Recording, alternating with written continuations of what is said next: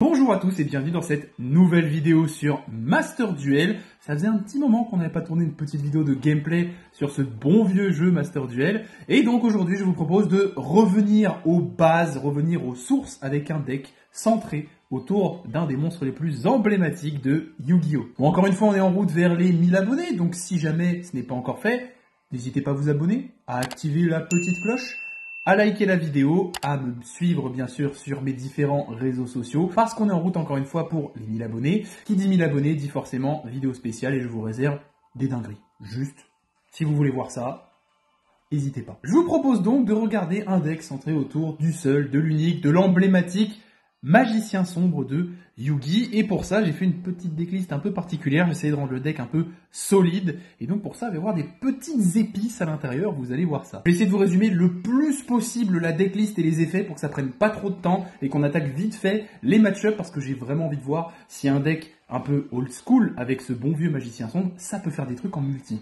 Bien sûr, pour commencer on va jouer 2 exemplaires de ce bon vieux Magicien Sombre, 3 exemplaires Lame des Magiciens. C'est trop fort, on active l'effet, on la discarde au cimetière, on se fait un Magicien Sombre depuis le deck, c'est généralement l'effet qu'on veut faire, bien entendu. Si jamais la carte est sur le board, on peut envoyer jusqu'à 2 magies et pièges qu'on contrôle pour draw 2. Bon, anecdotique. On va jouer bien sûr 3 bâtons du magicien, le starter du deck qui nous permet d'ajouter une magie ou un piège qui liste Magicien Sombre. On la présente plus tellement elle est là souvent dans les decklists, mais bien sûr, 3 floraisons de cendre et joyeux de printemps pour essayer d'interrupt chez l'adversaire. Une magicienne des ténèbres, faut quand même l'élève de ce grand mage, ce serait dommage qu'elle soit pas dans le deck. Mais il va aussi y avoir sa version alternative, l'apprenti magicien illusion.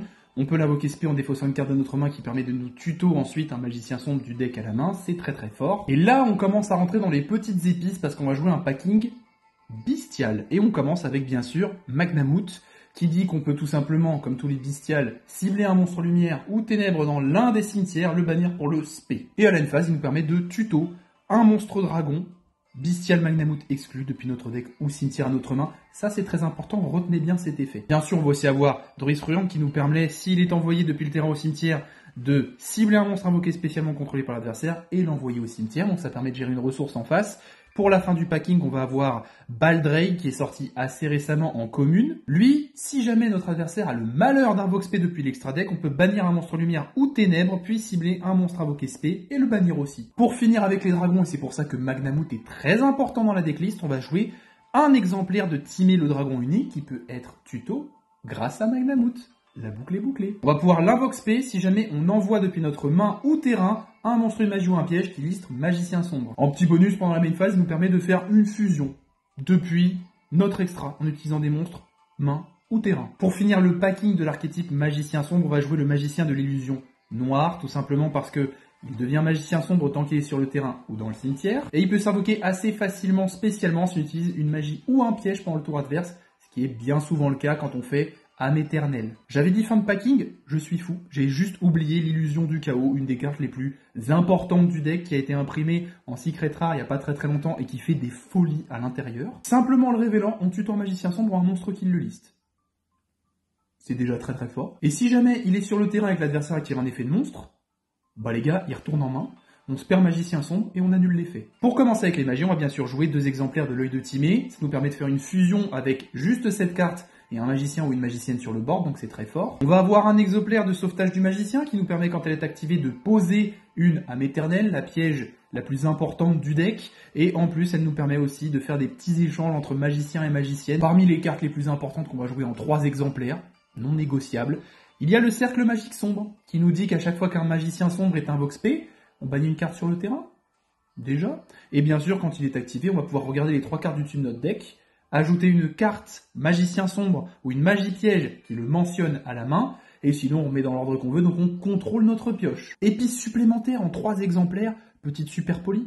On défausse une carte, on invoque par fusion un monstre fusion puis l'extra en utilisant des monstres sur le terrain. Dernière magie, et pas des moindres, l'âme des serviteurs. On peut placer une carte Magicien Sombre ou qui la mentionne au-dessus de notre deck, et ensuite, tant qu'elle est dans le cimetière, en fonction du nombre de magiciens sombres, magiciennes des ténèbres et monstres palladium sur le terrain ou dans le cimetière, on va piocher un nombre de cartes égal. Donc, si on a magicien, magicienne et un palladium, on draw 3. Plus la carte, bien sûr, qu'on a mis au-dessus, à force égale, parce qu'on ne sait jamais si on go 2, et bah au moins on peut clean le board adverse et puis faire un petit OTK potentiel avec notre magicien sombre. Bien sûr, pour le contrôle et tout ce qui est anti-jeu, entre grandes parenthèses, on va jouer un fini éphémère en 3 exemplaires pour annuler les effets de l'adversaire, c'est très important. Et enfin, bien sûr, je l'ai dit tout à l'heure, mais la piège la plus importante, âme éternelle, tout simplement, qui nous permet à l'activation d'invoquer spécialement magicien sombre ou d'ajouter une attaque de magie noire au mille couteaux. On fait très honnêtement souvent que le premier effet. Et petite particularité supplémentaire, tant que cette carte est face recto sur le terrain, nos magiciens sombres ne sont plus affectés par des effets de carte. Donc c'est plutôt fort. Par contre, contrepartie, si elle est pétée par un effet de carte de l'adversaire, on va détruire tous les monstres qu'on contrôle. Donc ça fait un petit peu mal. Mais c'est un contre-coup bien évidemment acceptable quand on sait que ça nous permet de spé un magicien sombre pendant le tour adverse. Niveau extra deck, là c'est pareil, ça va être un petit peu épicé parce qu'on va mélanger beaucoup de trucs. Pour commencer, bien sûr, on va avoir un packing super poli. Un bon packing super poli qui se respecte joue bien évidemment pour commencer le bout dragon des marais, 2 monstres du même attribut mais de types différents. Ça c'est pour gérer certains types de decks. Et pour compléter le tableau, on va bien sûr jouer Garura. Très bonne carte, Garura, sortie récemment encore une fois. 2 monstres du même type et attributs mais de noms différents. Donc je ne sais pas, sur un deck, je dis une bêtise, volcanique, c'est Pyro-Feu, bah vous prenez 2 Pyro-Feu et vous faites Garura, qui en plus double ses dommages d'attaque, donc ça tape à 3000, le petit Zozio là quand même. Pour la negate, bien sûr, on va jouer Dracoche-Tapelia Prédaplante, un monstre fusion plus un monstre ténèbres, ça peut faire des dingueries avec notre petit extra, si jamais on fusionne avec un monstre fusion magicien sombre, et je ne sais pas, une carte sur le board adverse, on fait Dracoche-Tapelia, on peut negate quelque chose, et derrière, je ne sais pas, si on a comme ça, la piège magicien sombre, on va respect notre fusion considérée comme magicien sombre, faire effet du cercle et bannir. On commence à voir un petit peu les petites techniques qui sont plutôt cool dans le deck. Niveau protection, parce que si notre piège est cassé, on pleure, on va bien sûr jouer le magicien sombre, le dragon chevalier, qui dit que tant qu'elle est sur notre terrain, eh bien notre adversaire ne peut pas cibler de magie piège qu'on contrôle avec des effets de cartes. Donc ça, c'est plutôt efficace. Niveau OTK, parce qu'il en faut quand même, on va jouer la cavalerie des ténèbres qui gagne 100 points d'attaque et de défense pour chaque magie et piège sur le terrain et dans les cimetières. En bonus, cette carte fait des dégâts perçants si jamais elle attaque un monstre en position de défense. Et en plus, en bonus, en effet rapide, si jamais une carte ou un effet cible une carte sur le terrain, on défausse ça, on annule. Parce qu'elle est emblématique et jolie, on va quand même jouer les magiciens des ténèbres, cette carte qui réunit le magicien et la magicienne sur la même carte, donc évidemment, c'est trop stylé. Si on active une carte magie ou piège une fois par tour, on draw 1, donc ça c'est pour du card advantage, donc c'est toujours cool. Si jamais la carte qu'on a piochée d'ailleurs est une magie ou un piège, on peut la poser, et si c'était une magie jeu rapide, on peut la jouer, comme par exemple âme des serviteurs, je ne sais pas. Et en bonus final, si elle est détruite, on se perd un magicien et une magicienne, donc c'est pas vraiment de la perte si jamais elle quitte le board par destruction. On va aussi jouer, vu que les magiciens sont de niveau 7 et qu'il y a beaucoup de niveau 7, un packing X6, déjà avec gros œil. On cible un monstre contrôlé par l'adversaire, on en prend le contrôle, donc on peut le sacrifier, on peut le faire attaquer, activer ses effets, c'est plutôt fort. Parce que je l'adore et que je trouve son effet trop fort, on va jouer le magicien illusion ébène. Je l'aime beaucoup parce qu'une fois par tour, on peut détacher un matériel de cette carte, invoquer spécialement un monstre normal magicien depuis notre main ou notre deck. Et lorsqu'un monstre normal magicien déclare une attaque, on cible une carte contrôlée par l'adversaire, on la bannit. Je suis un joueur majou, vous voyez que le deck qui fait des bans, il me plaît forcément. Pour le côté burn et contrôle, si jamais on a du time ou qu'on veut bloquer l'adversaire, on va jouer le dragon de métal flamboyant aux yeux rouges. À chaque fois que votre adversaire active une carte ou un effet, burn de 500. C'est marrant, ça fait mascarade. Certains se demanderont pourquoi je joue ces liens en particulier, mais araignée lien, tout simplement parce que on enlève notre magicien sombre, on fait l'araignée lien, et ça nous permet de reborn notre magicien sombre avec d'autres trucs sur notre board, de bannir, de faire des trucs. On va jouer le renoncer anima aussi quand même, parce qu'on sait jamais si l'adversaire met des trucs intéressants dans les zones extra. On norme notre âme du magicien, et hop, on lui pique. Bien sûr, on va jouer un packing chevalier du cauchemar, Cerbère pour péter un monstre, Phoenix pour péter une magie ou un piège. On va pas voir licorne. Niveau autre packing intéressant, on va jouer un petit packing access code avec le brouilleur de mise à jour qui va lui permettre de taper 2 fois. Bien sûr, du coup, je vous ai dit packing, bah oui, il y a access code, hein, évidemment, pour qu'il soit boosté, qu'il tape à 5003, qu'il pète des cartes sur le terrain, et c'est tout. Du coup, je vous propose d'aller tout de suite en game, voir ce que le deck donne. Let's go pour cette première game, du coup, j'arrive à go first, on va voir notre main tout de suite. Elle est intéressante cette main. Elle est très intéressante cette main. Elle est même originale. On peut faire des trucs. Du coup, on va juste norme le bâton. Si on se le fait H, ça va réduire beaucoup nos possibilités. Mais là, on va juste faire effet du bâton. On va y aller au culot. On va prendre un cercle du magicien. On va activer notre petit cercle et on va prier, révéler des... Il y a un magicien sombre. C'est bon pour moi. Ça me suffit. On va donc bien sûr prendre le magicien parce qu'on pourra faire effet d'âme éternelle pendant le tour adverse. On va pas vouloir la super polie. On en a une en main. Donc on va la remettre bien en dessous. On va 7 super polie. Ça peut faire des dingueries pendant le tour adverse. On va set âme éternelle bien sûr pour spé le magicien pendant le tour adverse et faire bannir une carte grâce à cercle du magicien. Et on va terminer notre tour et il n'y a rien à faire, j'appelle ça le cercle du magicien. Dans cette vidéo c'est comme ça. Je crois pas que la main soit très bonne là. Hein. Il a 7-1 et il vient norme un cyberdragon Sveil. On va patienter un petit peu et il devait avoir une main terrible. Bah du coup à la end phase on va faire activation de l'âme et dans ces cas-là on va juste spé le magicien sombre depuis notre main. Et là, bah, ça va être terrible parce qu'on va faire effet du cercle et on va bannir sa carte face verso. C'était plus intéressant parce que si je casse en battle son cyberdragon, je vais pouvoir le bannir pour faire les bestiales. Du coup, on a l'œil de Timée, ok.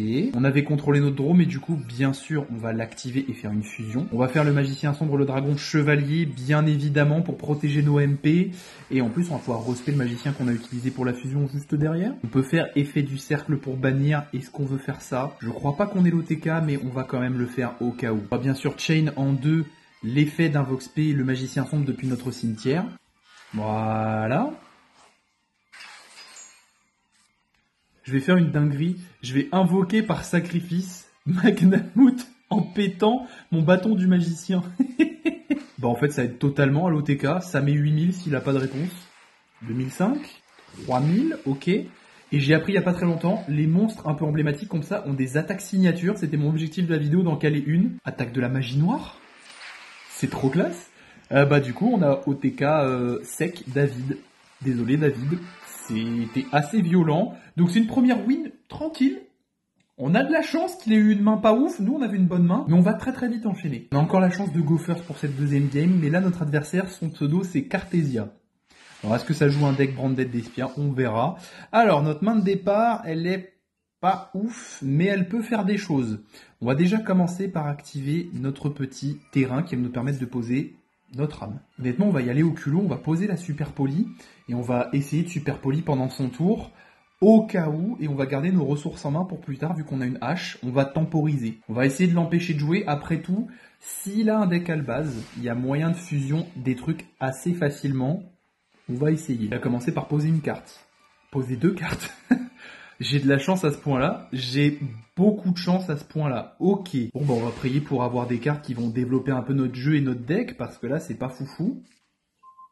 On draw âme éternelle. Bon, c'est pas vraiment ce que je voulais. Du coup, on va faire effet de Timée pour, justement, discard âme éternelle et pouvoir l'invox P. Il nous fait max C. Il nous fait max C sur Timée.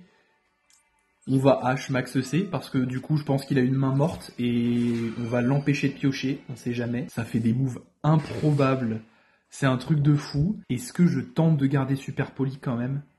Je pense que je vais essayer de garder super poli. On va juste battle à 2008 si ça passe et on va terminer notre tour. Je préfère garder super poli au cas où. Vu le nom et le pseudo qu'il a, je devrais pas du tout me fier à ça, mais on va quand même essayer de faire 2-3 bidouilles avec son terrain. J'aurais pu faire âme éternelle pour contrôler ma draw et piocher un cercle ou ce genre de truc, mais je suis un peu joueur, je suis parieur dans cette game quand même. On va lui laisser une petite chance. Il vient de Norb une carte œil maléfique. Donc c'est pas du tout un deck Branded d'Espia, ça va être un deck œil maléfique du coup. Ça peut aussi jouer des enchaînés œil maléfiques, attention, hein. Ça faut pas sous-estimer, ça peut faire des petits trucs avec les œils de Sélène, les magies qui équipent et tout. C'est pas trop mal. Il 7-1 encore. Et là, il fait Raigeki. Aïe. Ok. J'ai vraiment des games peu probables. Hein. J'ai l'impression que c'est des games âme des cartes où c'est je draw la bonne carte et puis après, bah, je fais mes effets. Le titre de la vidéo, ce sera les duels de l'animé. C'est pas possible, les gars. Genre. C'est quoi ces moves? En plus, je crois que je suis en rang argent ou gold, donc je suis censé tomber contre 2-3 trucs qui font des choses, justement. C'est pas vraiment ce qu'on voulait, mais ça peut faire des trucs. Dans notre cas, ça peut faire des trucs assez intéressants, parce que du coup, on peut aller tuto un magicien sombre là-dessus. Faut juste pas se prendre une hache. On va essayer de faire l'effet. On va se séparer de notre magie. Et on va spé, du coup, l'apprenti magicienne et tenter d'aller tuto notre magicien sombre. Mais faut prier que ça passe. Aïe. On joue des vraies cartes hein, pour le coup. Hein. Il y a des infinis éphémères qui partent. Il y a des Raigeki, il y a des trucs. Mais c'est dur. C'est très dur ce qui se passe. On va juste battle à 2000 encore une fois. Ça suffit. Hein. Mais ça va être dur. Je peux même plus super poli en plus. Et en plus, il me la renvoie à la main. Le seul avantage, c'est qu'au prochain tour, je peux refaire son effet. Mais là, ça me bloque. On a vraiment, tous les deux, des mains pas ouf, Des résultats en jeu pas ouf, des boards pas ouf. La vidéo elle est pas ouf du coup aussi parce que ça, on fait pas grand chose. Hein. Il va équiper l'œil maléfique à sa carte en défense. Je crois qu'on n'est pas rendu. Hein. On va prier pour draw une âme des magiciens. Un bâton c'est pas mal aussi. Un bâton c'est pas mal du tout. On va tenter le bâton. Après tout, parce que ça nous permet d'ajouter le cercle. C'est le seul truc qui nous manque. Ça a l'air de passer.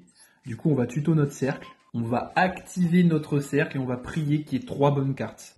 Un petit peu de chance. On a un magicien sombre. On est refait.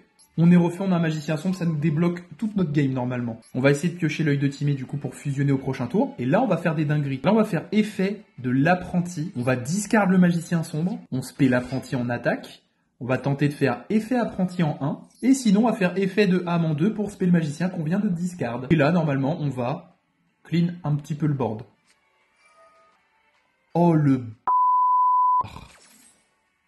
Il vient de me appeler par la tombe le magicien sombre pour pas que je le respecte. Il n'y a aucun monstre invoqué spécialement, merci. Du coup, je crois que ça compte quand même comme activer l'effet. On va quand même tuto le magicien qui nous reste.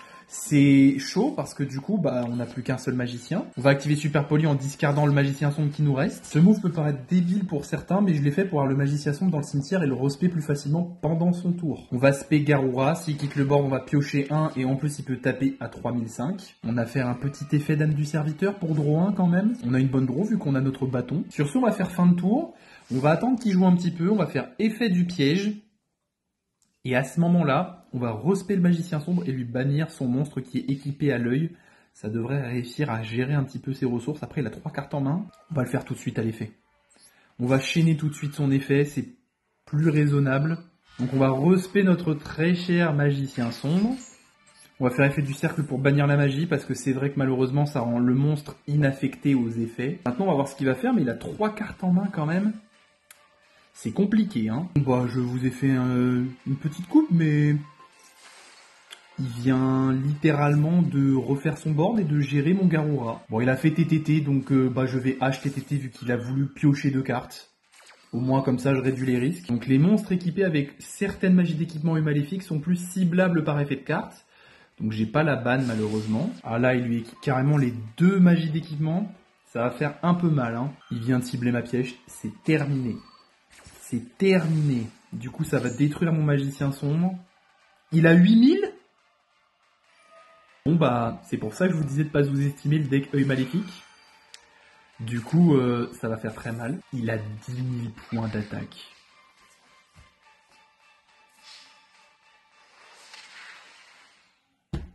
Toute cette game pour ça. Écoutez, ça dégoûte un peu. On va en faire une dernière. Et après, c'est fini. Vraiment une malédiction dans ces vidéos, c'est un truc de fou. Soit il se passe pas grand chose, soit j'ai des adversaires bizarres, soit j'ai des mains pourries et je peux rien faire du tout. Pour l'instant, on est en 1 victoire, 1 défaite. On va prier pour avoir une dernière win et faire pencher la balance du côté positif, parce que là, c'est pas tout à fait ça. C'est parti, dernière game. Malheureusement, on va go second. L'adversaire a gagné la pièce. On va peut-être se faire un duel d'anthologie. On a quand même un petit dragon blanc en mascotte. Ça veut peut-être pas dire grand chose, mais... un petit duel magicien son dragon blanc serait bien stylé. Notre main, elle est pas mal pour du go second. On a Maknamout. On a bien sûr à force égale. Donc ça va potentiellement clean des boards. Et ça a l'air de jouer un petit deck sanctuaire du déchu, Valhalla, elfe, tout ça. Donc on va voir. Qu'est-ce qu'il vient de me faire? Il vient de me spé un 9 ailé de nouvelle vie. Je tombe contre quoi comme deck là? Je viens de piocher une hache. Alors franchement, entre les sleeves, la mascotte, le nom, tout ce que vous voulez, ça peut pas être un bot. Alors, what the fuck? On va quand même faire Heavenly. Hein. Heavenly, au moins, c'est bien. On va tranquillement cleaner le board. On en a 2, donc on peut se permettre d'en griller un. Est-ce qu'il va abandonner là-dessus, en vrai? On va faire effet âme du magicien. Comme ça va nous permettre de... bah, le foolish pour spare magicien sombre, c'est déjà 2500 points d'attaque. On va aller chercher quand même les bons plays. On va bannir notre pop âme du magicien pour spé Maknamout. On va activer son effet pour aller tuto le Timée à la fin du tour. On va poser notre petite âme du magicien au cas où. Malheureusement, on a fait notre battle. On va plutôt tuto notre bestial vu que ça joue des monstres lumière en face. Comme ça, au pire, on peut le faire pendant son tour. On va faire une grosse battle. Et sur un malentendu, ça peut faire un OTK. Donc là, vous voyez, il nous cible notre magie piège, ça tombe bien. Il va cramer une ressource et nous, on va juste la chain. On va être joueur, on va mettre un cercle magique sombre sur le dessus de notre deck, comme ça, si jamais, on peut peut-être piocher des dingueries. Et heureusement, son tour s'en tient à ça. Bon, j'essaie que moi, au moins, mes tours, je fasse des bons plays et des bons moves, parce que là, les games, c'est pas le truc le plus méta et excitant qui soit. On va d'abord faire effet du cercle. On n'a pas de cible, mais on va mettre Timé sur le dessus, hache et une perme derrière. On va faire le petit effet d'âme du serviteur qui était dans le cimetière, la bannir, pour juste piocher Timé. Puis on va la Vox P, on va dégager notre cercle, et on va essayer d'aller chercher l'OTK, comme je vous disais. Et normalement, avec un peu de chance, le monstre face verso, c'est un monstre lumière, et si c'est ça, on va pouvoir faire un bestial. Donc on va taper avec Magnamoot pour commencer. On va taper à 2008, on va taper à 2005, on va dire main phase 2, on va faire effet de Druid Swirm. On va bannir sa carte pour la Vox P en mode attaque. On va dire end phase et on va prier pour qu'il ait pas grand chose. Et si c'est ça au prochain tour, c'est l'OTK. Donc désolé pour les games qui sont pas folle. Je sais pas contre quoi je tombe. Je suis allé vérifier, du coup je suis grand or. Donc normalement je suis censé tomber sur des trucs normaux. Et il abandonne parce qu'il n'avait pas l'OTK, bien sûr. Écoutez, cette vidéo, c'était un petit fiasco. Dites-moi si vous voulez une revanche avec le deck magicien. J'ai dit que je ne ferai plus de vidéos doublons où on fait 2 fois des vidéos avec le même deck. Mais là, je pense que ça va être un peu obligatoire. Si c'est le cas et que vous voulez une deuxième vidéo avec ce deck, eh ben, n'hésitez pas à me donner en commentaire quelques petites cartes que je pourrais rajouter, enlever, modifier un peu le deck pour que ce soit pas exactement la même chose et qu'on ait des petits trucs à faire. En tout cas, écoutez, les vidéos Master Duel, je pense qu'elles sont maudites. Genre, il se passe pas grand chose dedans, on a des adversaires bizarres, on a des mains qui vont pas, il y a des fois des choses, ça va pas du tout. Je vais pas forcer plus que ça pour aujourd'hui. On va en rester là. J'espère que ça vous aura quand même plu, diverti, que ça vous aura peut-être amusé pour les situations un peu what the fuck. Et sur ce, eh bien écoutez, je vous souhaite une bonne fin de journée, soirée, je sais pas quand est-ce que vous me regardez. Et je vous dis, à bientôt dans une prochaine vidéo. C'était Slifer.